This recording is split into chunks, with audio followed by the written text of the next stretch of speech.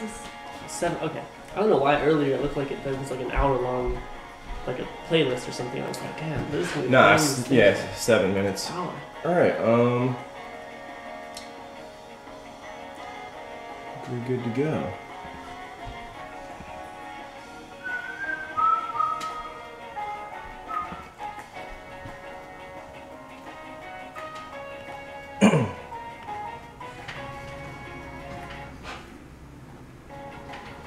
Hey everybody, how's it going? Good morning. We're here with Brandon Ruiz, and Brandon runs the Charlotte Herbal Accessibility Project.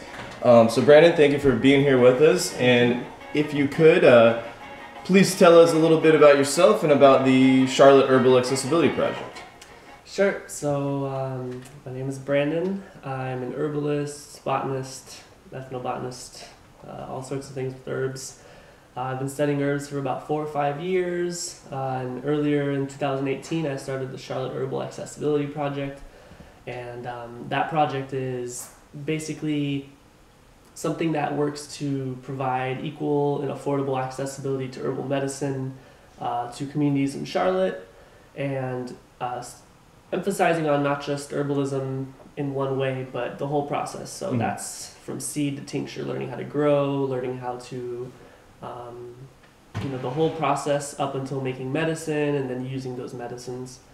And so, we've been working out of a garden last year. This year we're going to work out of about 3 different gardens and start to take on some new initiatives with the project, like preservation of culture through seeds and different communities in town. So really excited. Cool, that's great. Good work. So the premise behind some of these interviews is, and Brandon is the first, I have this concept, this book I'm writing. It's called The Gardeners of Eden. And The Gardeners of Eden, the concept is that we can not only live with our environment, live with other people and other species, but we can improve it. And I feel that's something that Brandon's doing through the Charlotte Herbal Accessibility Project. So that's why I wanted to have you on here. Let's see, so I have a list of questions for you here. One very, very basic one. What is herbalism, or what is an herb even? I feel like that goes so many different ways. It does, yeah. I think, to me at least, herbalism is practicing and learning the medicine that comes with plants. Mm-hmm. And at this point in time, what it means in a modern sense is reconnecting with plants which have such a prominent position in our lives. I think nowadays we don't really see that, but going back into, not that long ago, maybe 100, 200 years and beyond, the concept of plants was in no way foreign to us, no matter what indigenous culture anywhere in the world, maybe like Antarctica or something, but right. Plants and the concept of plants themselves as medicine, as something that we live amongst and share a lot of similar DNA with, was pretty common. So herbalism is really just, at this point in time, reconnecting with the plants.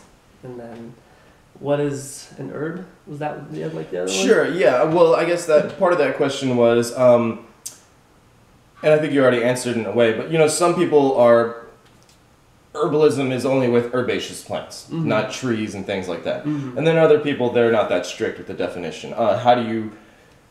So an herb, I'll just explain a bit of this. An herb, technically is an herbaceous plant, a plant that doesn't have a woody stem. So a tree is not an herb.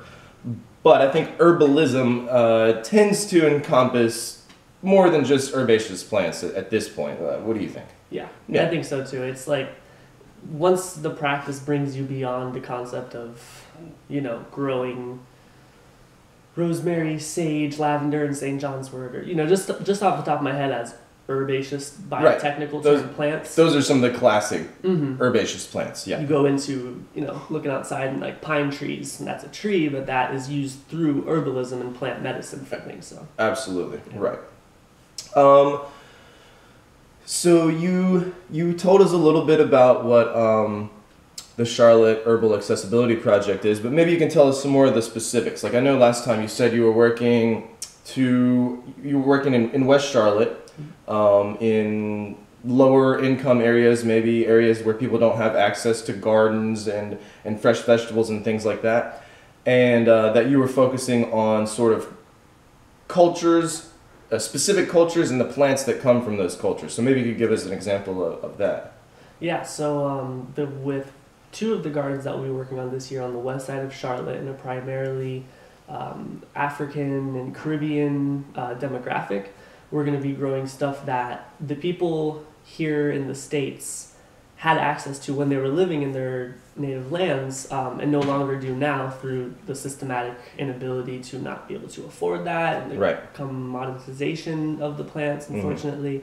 And a lot of other factors, but for instance, in those communities, growing stuff like okra, which comes from Africa, growing things like hibiscus comes from Africa. These plants that have a really key mark in a lot of those cultures, and they've been able to use it for so many years, and it's it's really weird, and again, it's like a systematic thing that they're separated from that Right. upon coming into a world with more opportunity and things of that sort. So. So yeah, I think that's really great that you're focusing on connecting people with their culture through plants. I think that's wonderful. So specifically, hibiscus, you said. What was the other one you said? Okra. Okra, right. And also things like hot chilies, habanero.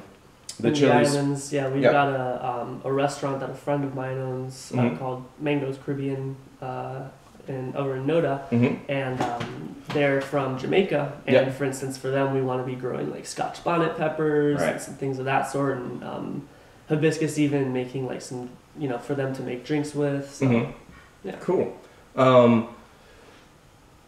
So this is this is related. I was going to ask this later, but I think it'd be good if I asked this now. Do you know?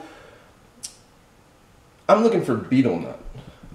Yeah. You know what betel nut is? Yeah. Yeah. Do you know anywhere in Charlotte, like maybe an Indian store or like an Asian market or something that sells it? Off of University City Boulevard, there's a place called Around the World Market, and they have the leaf. Around the World Market. Okay, Yeah, cool. They've got the leaf. They'll have some random stuff coming in. I'm not sure if they've actually. I feel like I've seen. Maybe it's like they've crushed it a little bit, or maybe even powdered form. Okay.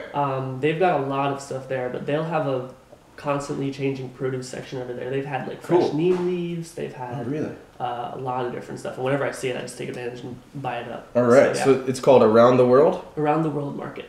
Okay. Around the World Market. Right off of, it's parallel to the light rail that's going down towards campus. Okay. UNCC. So for those who don't know, betel nut is, it's two plants. There's Piper beetle. I think it's called Piper beetle, which is in the Piperaceae, the same family as like black pepper and kava kava. And then I can't remember the botanical name of the actual nut, but there's a nut that grows on a palm tree. It's sort of similar to, it's like a cross between chewing tobacco and chewing coca maybe. Sort of gives you a little buzz and some stimulation. I won't use it frequently because there is some evidence that it can cause oral issues, maybe not cancer, but there's some evidence it's not so good for your mouth. People in Southeast Asia chew it every day. You'll see the streets will be like red with this spit from chewing betel nut because it makes this red spit.